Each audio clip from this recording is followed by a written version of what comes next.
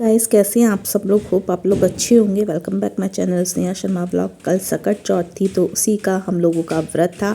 चलिए मैं व्लॉग के ज़रिए बताती हूँ कि हमारे घर में यानी यहाँ पर सकट चौथ कैसे मनाते हैं। ये मैं सिंगाड़े का जो आटा होता है उसको भून रही थी। मम्मी ने खलबट्टे में उसको कूट दिया था। ये पहाड़ बनाया है काला तेल मिलाकर गुड़ मिलाकर। इसको कूट कूट के पहाड़ बना के 3 थालियों में रख दिया है। मेरा, मेरी देवरानी का और मम्मी का 3 थालियों में सजा के रख दिया था। फिर ये गन्ना था, सिंगाड़ा जो होता है साबुत वाला वो, और नारंगी और बेर, ये फूल माला, पान, पसुपाड़ी और सारे फल होते हैं 4-4 तरीके से लगा कर रख दिया, सब धुलकर अच्छे से। यहाँ पे मैं सिंगाड़े का आटा जो है वो भून रही थी क्योंकि हलवा बनाना था सिंगाड़े का। तिल के लड्डू, रामदाने के लड्डू, ये थोड़े बहुत लड्डू मैंने तिल के बना दिए थे। सिंगाड़ा मैंने भून के रख दिया था। यहाँ पे मैं तिल के लड्डू भी बना के ट्राई कर रही थी। गुड़ को मेल्ट कर रही थी। ये मम्मी कूट के सब करके चली गई थी। बोली तुम लोग लड्डू बनाओ अगर बन जाते हैं तो, बट हमसे नहीं बने तो मम्मी ने ही बनाए सारे लड्डू। बाकी सब चीज़ उन्होंने ही बनाई, हलवा भी उन्होंने ही बनाया। यहाँ पे मैं रेडी हो गई हूँ और कल तो बहुत ज़्यादा ठंड लग रही थी। पैर में जो रंग होता है ना उसको भी लगाने का मन नहीं कर रहा था ठंड में। तो यहाँ पे मैंने जो सूट पहना है वो मैं दिखा रही हूँ फुल आपको।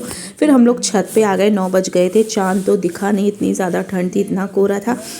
फिर हमने पूजा कर ली, जल चढ़ा दिया। चंद्रमा को नहीं देखा था लेकिन फिर भी हम लोगों ने जल चढ़ा दिया था। 9 तो बज गए थे, 9 बजे की टाइमिंग थी। यहाँ पे ये पहाड़ रखा है, सब हम पूजा कर चुके थे। गौर रखे थे, गौर को रख के हमने पूजा करी है, अच्छे से आशीर्वाद मांगा। बच्चों से भी पूजा करवाई क्योंकि ये जो व्रत होता है ये तो अपने संतान के लिए ही होता है। तो निर्जल व्रत रखा जाता है। और आज जब मेरे बेटे ने पहाड़ फोड़ा फिर उसके बाद ही हमने ये व्रत को पूरा किया। तो फिर यहाँ पे आशीर्वाद लेकर सबके आशीर्वाद लिए, पैर छुए। यहाँ पे ये जो टोकरा है उससे हम ढक देंगे। फिर नेक्स्ट डे जब हमारा बेटा को नहला धुला के नए कपड़े पहना दिए थे, मैं उसके लिए आई थी, तो वो सब पहनाने के बाद पहाड़ फोड़ता है। फिर उसके बाद ही पूरा व्रत संपूर्ण होता है।